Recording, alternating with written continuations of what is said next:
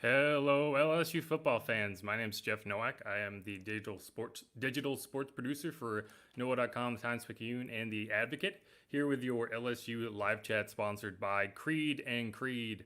If you woke up early, I hope you had your coffee, because otherwise it might have been a frustrating first half for you. Just to reset, LSU and Missouri are tied at halftime. This was an early kickoff in Missouri. The game was relocated due to Hurricane Delta, and this is technically an LSU home game, despite what you might be seeing at with the backdrop. But I got some first half highlights, some images for you. I'm going to make that a little bigger on the screen, and then we can go through some key points of what was a frustrating first half. Feel free to throw your questions or any comments in the chat, and we'll get to them in a few moments. But first, obviously, as I said, LSU 24, Missouri 24. It's been if you're a fan of offense, this has been your game. Miles Brennan had a really hot start. He cooled off a little bit, but he finished the first half 13 for 22 for 166 yards, 3 touchdowns, and no interceptions. Terrace, all I do is catch touchdowns. Marshall caught a couple touchdowns, 3 catches, 2 of them for touchdowns, 40 yards total. He's just a machine in the red zone. He catches touchdowns. He's got 2 touchdowns in every game. Jamar Chase is opted out of the season. He set the LSU touchdown record last year with 20. The idea was, Terry Moss was going to have a hard time pressing that mark with only 10 regular season games. Jamar did set his record in 15. The most possible Terrace could play in if they made the championship would be 13. But currently he's on pace to tie that mark at 20 through just 10 games, because he's got 2 per game. So that's something. Eric Gilbert had a really hot start. He had 4 catches on the first possession, and he also had a touchdown. He's a guy that LSU wanted to get involved, and they did early on. He finished the half with 5 catches for 84 yards, and obviously that score. Race McMath also had a nice catch. Keishawn Boutte had two catches for 16 yards. But the issue so far has been you can't even say the issue's been the run game. The issue has been that on offense, at least, they haven't run it at all. They only ran the ball. So Miles Brennan has 3 attempts for 7 yards, or for 1 total yard, because sacks count against your rushing yards in college football. Otherwise, they have 4 carries. Where's the camera? 4. 1, 2, 3, 4 carries total between Tyron Davis-Price and Chris Curry. That's just why. What? Why? I don't. Well, it'll be interesting to see if that changes, especially considering Missouri came into this game without 3 starters, 8 players total due to coronavirus, either exposure or just quarantine, being precautious. So why you would choose not to run into that front, I don't know. But the passing game has looked good. The defense has not. They've been kind of eaten alive a little bit by some trick plays, some RPO action. Missouri scored in a flea flicker on their first drive for I want to say, let's see, how long was that pass? I want to say it was where is it? Receiving. It was a 58-yard catch for a touchdown on a flea flicker. I think Jacoby Stevens got beat on that, but they've gotten a few good pressures, or forced a couple turnovers, or at least they forced 1 turnover. I'm not sure how they didn't get back that fumble late in the first half, but somehow Missouri got back on it.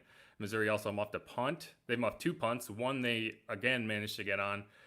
So the fact that this game is tied at halftime is not a good thing for LSU, considering that they are winning the turnover battle 3-0, and it could be 5-0. But we'll see. We'll see how that turns around in the second half. Let's go through some questions here. Here's a good one. It's not really a question, but it's funny. Where's the defense? They stayed behind in Baton Rouge. The defense looks bad. They've gotten some good pressure, but they just haven't created difficult looks for Missouri the way that they need to be able to. Maybe that early start was a factor. 11 a.m. is a really early start time for a football game. It's an early start time for fans, but when you're talking about players, you have to consider, they have routines, they have warm-ups, they need to be in the zone to play in these games, and they just haven't been. And you have to wonder if that's a factor in terms of being ready to play this early in the morning. I don't know. Let's see. Okay, this one's from Aaron. It's not because they're struggling in the SEC. It's not because they lost 22 guys and 14 starters. This shouldn't be a challenge. I don't think that's necessarily fair. Any SEC game is a tough game.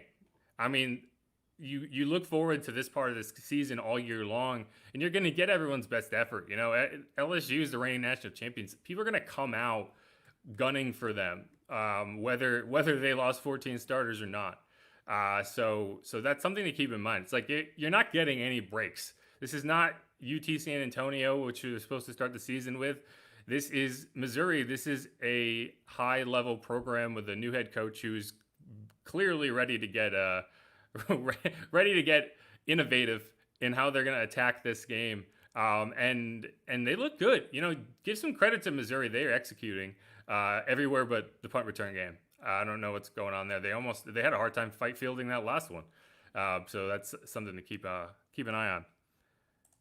Here's another one. No running game, no creativity. This is true. I think this is a very fair assessment. They have not run the ball. They have not tried to run the ball against a defensive front that's kind of been decimated by coronavirus. They're without 2 interior linemen, and they just haven't attacked it.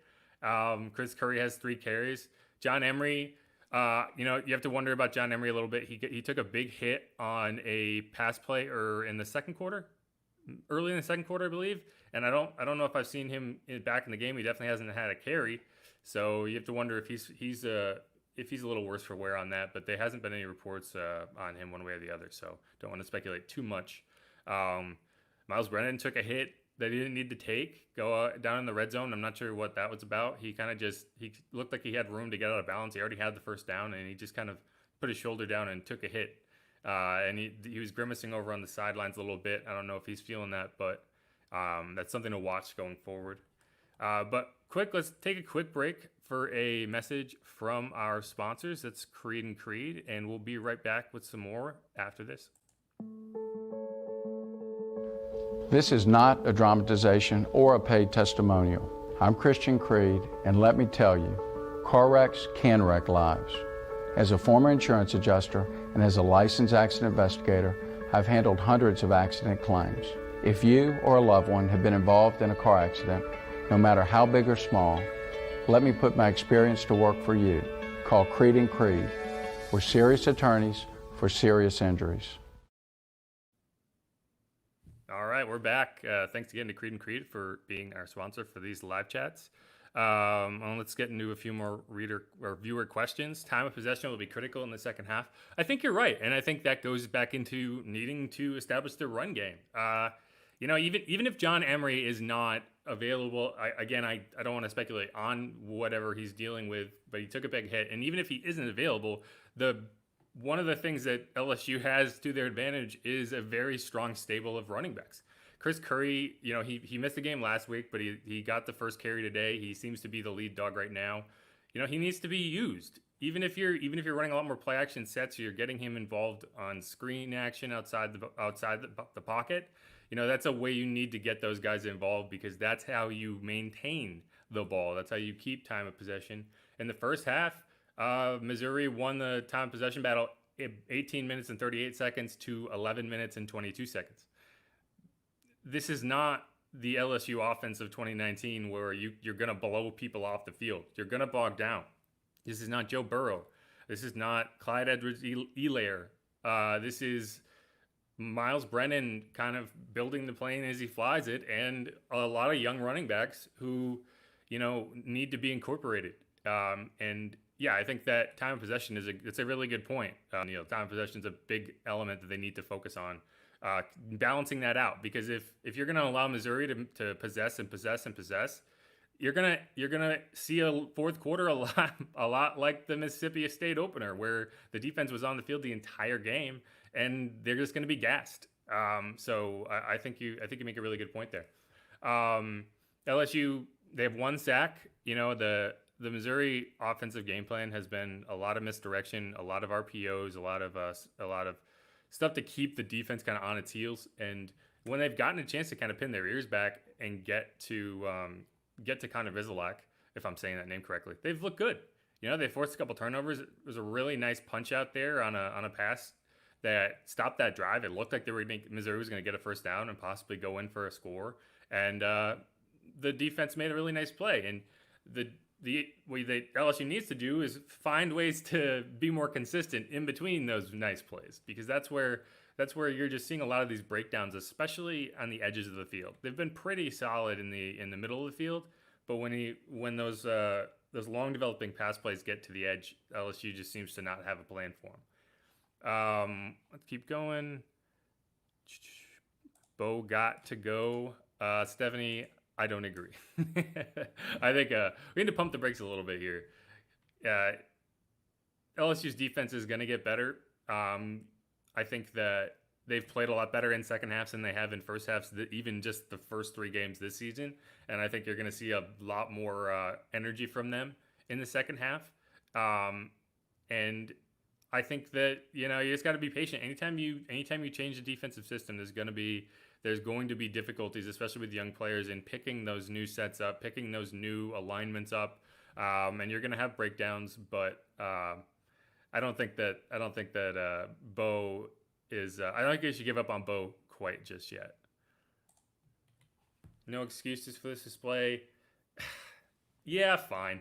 That you don't make excuses for it. You just need to see them be better, and I think they will be better in the second half, because they just didn't look ready to play in the first half, especially on that first drive. And you hope to see the defense go in and make adjustments and come out and really kind of attack those RPOs a little better, and not get beat on these trick plays. So we'll see. I do have to say, Missouri is playing a very, very good football game outside of the turnovers. Without the turnovers, this would be almost a perfect game by them in terms of executing. I think if they had that fake punt back at the end of in the first quarter, I think they wouldn't run it again, because that was just a mistake. But generally, they've done a really good job keying on the interior. And when LSU has tried to run the ball, the few times they've shut it down.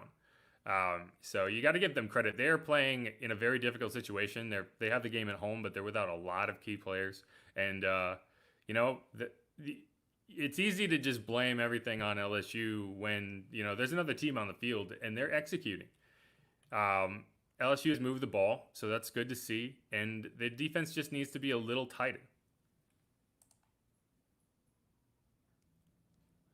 I think I was pretty clear that I don't think LSU's defense has played well. I'm just pointing out that they have made good plays in between, around the inconsistencies, and the key is being able to tighten up in between those big plays. You can't take one good play on first down and follow it up with a missed coverage on second down, because it's going to all come out in the wash, and they're going to move the ball down the field. It's the consistency you need to get to. LSU has a lot of really talented players, and it's just a matter of figuring out how to get them to be more cohesive in the secondary and at the second level. I think up front, I think they have been good. I think they have done well in getting to the quarterback when they've had the opportunity. They just haven't. The secondary has not held up, and they haven't been composed on a lot of these slow developing routes. But no, I agree with you. The defense has not been good. Stingley looked like he got a bit of a tweak there at the end of the first half. Hopefully he's able to come back and be effective. But all right, I think that's it. They're coming back to play in the second half. Everyone take a deep breath, refill your coffee, and thanks again to Creed and Creed for sponsoring us, and we'll see y'all next week.